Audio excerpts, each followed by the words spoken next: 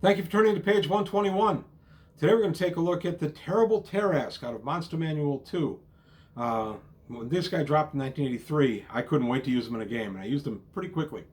So we're going to take a look at the monster itself. I'm also going to show a toy I had that I got many years before I ever heard of D&D, before D&D was even invented. A toy I had that I'm sure influenced my interest in D&D years later. So we're going to take a really brief look at the toy, and then we're going to go into the video on the terrible Tarrasque from Monster Manual 2 from 1983. So this is a good book. There's all kinds of goodness in here. Also, subscribers, if you haven't subscribed yet, come on in. We talk about games here a lot. I have a Patreon going right now, which is going to start having a poll on it soon. Once I decide how I'm going to work the poll will be free. It's really just to get people to come over to the Patreon page, take a look at it, see if there's anything there that interests them. But certainly the poll will be there, and the poll will be free. So that's all. That's the end of the commercial. Today we're going to be back to a trip down memory lane for me with one of my favorite toys from childhood, and the terrible Tarrasque from Monster Manual 2. Here's the toy I was talking about. It's the Carry-All Action Playset, The Fighting Knights. Santa Claus brought me this in the, I believe it was the Christmas of Christmas of 68. Mark's Toys manufactured it. Mark's had a lot of really good toys. They had another playset called Cape Canaveral and another one called Fort Apache. I was drooling over this one. I always loved my little plastic soldiers, and this gave me a chance to play with some Vikings and some knights. So I'm going to go ahead and set it up, and I'm going to show you why this really did impact my choice to play D&D years later. So here it is. Here it is all set up. This was one of my favorite childhood toys. The Mark's Night Action Carry-All Case. Bunch of Vikings. These little towers clipped on the ends there. The towers still clip on, but in deference to the 50-plus-year-old plastic, I didn't go ahead and clip them. And there's the front gate. The gate really lifts and opens. The other watchtower. And then there's a dining table with benches and chairs, a cask of ale, and even a treasure chest. This back door opens. I was a big fan of Robin Hood, The Adventures of Robin Hood with Errol Flynn and Olivia de Havilland. When I was a kid, still am. Love that movie. We just watched it the other day. We got a little archery target practice going on over there. And believe me, many a battle was fought in this castle based on the Robin Hood adventures. This also came with a catapult right there. The catapult really threw stones. I'm not sure what became of the stones. There were like 3 or 4 little ones. They're long gone, unfortunately. And apparently so is one of my riders, although I think I know where he might be. So there I've got guys watching the tower. This was a ton of fun when I was a kid. And when I had kids, when they were old enough not to severely damage it, so probably around the age of 3 or so under supervision, this guy came out and we played with it. This became a favorite of my sons as well. They both really enjoyed playing in it. In fact, courtesy of the various dollar stores in KB, they got to have in their adventures ogres, demons, and wizards. Those are all bought from the dollar store, and we used those. And interestingly, when Nolzur's put out their catapult, I noticed right away the similarity to the one from the Mark set. So pretty interesting. And I'm sure when I got this from Santa in 1968, I'm sure this led to me being interested in D&D when I was introduced to that in 1980.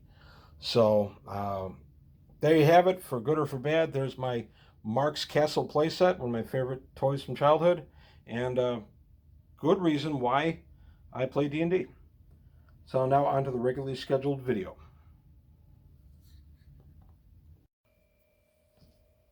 So the Tarrasque from Monster Manual 2. This is a really fun monster. I remember reading this when I first went through the book in 1983 and thinking, ooh, I can't wait to put him on the table. I think I was one of, I don't know, a million DMs who wanted to do that. So we're going to take a look at them. They're unique. Number appearing, thankfully, is only 1. Armor class -3.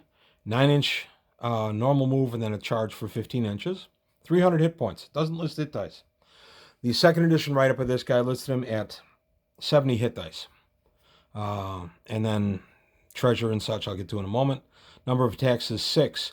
1 to 12, 1 to 12, 2 to 24, 5 to 50, 1 to 10, 1 to 10. Special attacks is sharpness, bite, and terror field. Special defenses, see below. Magic resistance standard. Intelligence is animal. Alignment's neutral. He's 50 feet long and is immune to psionics. We don't use psionics anyway. 37,500 experience points for taking this guy down.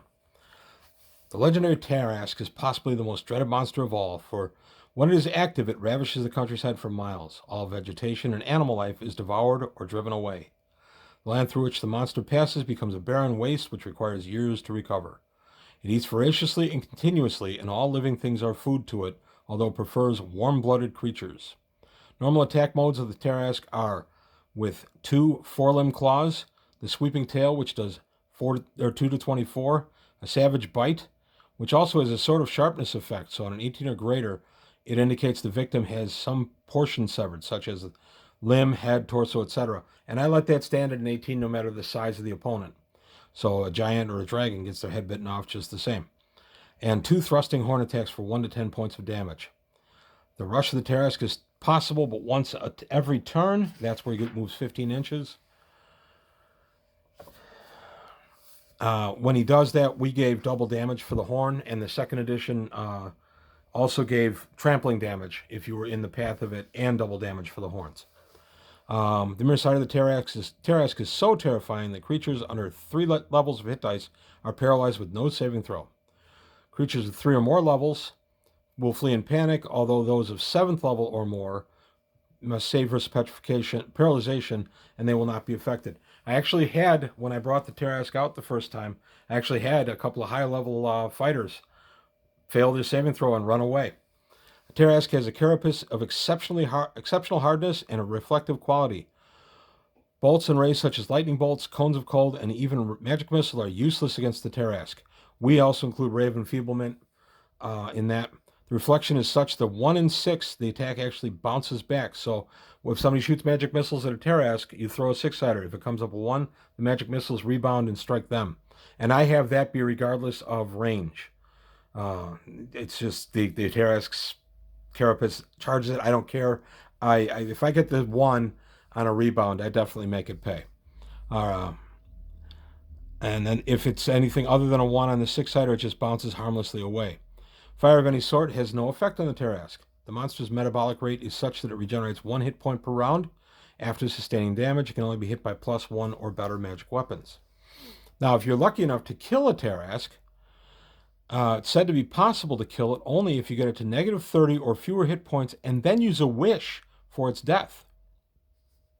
Otherwise, even the slightest piece of the Tarrasque will regenerate and restore the monster completely. Legend says that a great treasure can be extracted from the Tarrasque's carapace. The upper portion, treated with acid then heated in a furnace, will yield gems. 10 to 100 diamonds of 1,000 gold piece base value each. The underbelly material mixed with the creature's blood and meteoric iron will produce metal which can be forged by dwarven blacksmiths into 1 to 4 shields of +5 magic protection. And it's fortunate that they're only active for short periods. They come forth, ravage the area, and then go to sleep. And the ratio of a dormant state to activity appears to be 1 in 30. So these things, even if they're around in your universe, aren't going to be active a lot. This is a fun monster, but it's got a few flaws. One I found, thankfully, when I was reading it, getting it ready for a game, I realized that it has an animal intelligence, which is no big deal, except it has no protections versus mental attacks. This guy could be charmed into your service with a charm monster. I recognized that right away and said, no. He's immune to mental affecting spells too, because it'd also be held by a held person. Or I'm sorry, hold monster. I got to get that correct. So, for example, he saves on a 6 at a 17 plus hit dice creature. So he would save on a 6 or greater on a d20. If I threw a hold monster at it and he was the only target, he'd get a -3 on that. So he'd only save on a 9 or greater. If I'm wearing Robes of the Archmagi, that's an additional -4 to his saving throw, so he'd only save on a 13 or greater. If I have 2 or 3 of those spells in memory, I've got a good chance of taking the Tarrasque out with not much work. Uh, I changed that. I made it that mental affecting spells do not affect him because I did not want this guy becoming somebody's puppet. Uh, Interestingly, I did run a Tarrasque right away when this book came out. This book dropped, I think, in August of '83. So I was active in that club that I used to play in Crestwood, Illinois, near my house.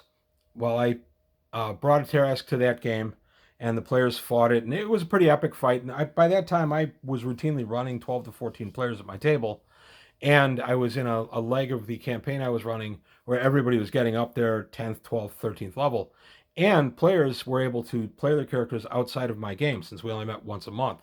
So it wasn't uncommon for me to suddenly have a fighter who was 10th level in August by September come back to me as 12th level with a bunch of other things in his repertoire. I allowed it because I could usually DM around it. Uh, and they were able to fight a Tarrasque, and it was an epic fight, and it took most of the night. They subdued it, but they blew the wording on the wish. They weren't able to kill it. But I ruled at that point that the Tarrasque went into a dormant state from the battle, and it was recovering, so that ended the fight. They did not actually kill it. They dropped it. They had it below -30, but they blew the one wish they had. I even had the player write it down and then read it to me, and he still blew the wording. He didn't include the word permanently dead or something to that effect. So I just, well, no, that doesn't get it done. Sorry. It was honestly a way to take the wish away from the player either way. I used to do that at the club quite a bit because, like I said, other DMs would meddle with these characters, and I'd find myself dealing with all kinds of new things that I didn't know were coming my way. I know I could have stopped that by just declaring the players could only play that character in my campaign, but we only met once a month, and I wasn't playing with most of those gamers outside of that time. So I didn't think it was fair to limit them that way. The other time I used the Tarrasque was in my Greyhawk campaign, and it was in southern Furiandi. Tarrasque had awakened and was ravaging the countryside. My group of players at that time was about 10th level, and they decided first off to try to subdue the Tarrasque or defeat it in some way. And we had a lot of fun with that battle, and they didn't win. The Tarrasque was still rampaging quite well, thank you, and healing up from whatever damage they had inflicted when they decided they had to look at an alternative way of doing it. Well, as they were searching for the alternative, they found out why the Tarrasque was awake. There was a long abandoned temple nearby, and in that temple was an idol. And the idol was placed and enchanted such a way that it kept the Tarrasque dormant. Another group of NPC characters had come in there and stolen the idol. So now the game became don't worry about subduing the Tarrasque, find the idol from the other group, track it down, get it from them, and put it back in the old temple. This admittedly is taken in part from the epic Godzilla versus the Bionic Monster from 1974. That's the American release version. It's Godzilla versus Mechagodzilla, the very first time. There's a MacGuffin in that where they're trying to recover an idol that in this case will summon King Caesar to help Godzilla protect Okinawa. In my game, I modified it to be that it would keep the creature dormant once it was put back. So the players, after the course of about 3 or 4 games, were able to track down the other party. They had to defeat the party. Then they found out the party had actually sold the idol. So they then tracked down where the idol had been sold to, got it. I believe they just bought it, and then brought it back to the temple in southern Furiati, placed it back where it went with the appropriate prayers, and the Tarrasque went dormant, burrowed under a little bit, and became nothing but a large hill in southern Furiandi that everybody shuns. So yes, there is a Tarrasque in my Greyhawk campaign. He is dormant and will stay dormant as long as the idol stays in the hidden temple. So just a little something I did with the Tarrasque. It was a lot of fun. I love this monster. It's so much fun. I've used them once or twice in Valpurgis. Those are my annual Halloween kill games. I've trotted out a Tarrasque here and there. I think in one Valpurgis, I was going against a particularly hard to deal with group, as I think I threw 2 or 3 Tarrasques at them at once. If you see my Valpurgis videos, you know I just take the stops out, and it's just a fun game where kills don't count. It's just to have some fun and get your character killed. And in fact, the one I just finished, I had them begging for death because I played the most annoying character I could possibly have played, Valpurgia, the living embodiment of Valpurgis. But that's another video. You can find it in the under my other AD&D videos from sometime in late October, early November of last year. So that's it for today on the Tarrasque on page 121. I hope you enjoyed this look at it. If you did, please like and subscribe, leave some comments. And I'm always interested in suggestions for future videos.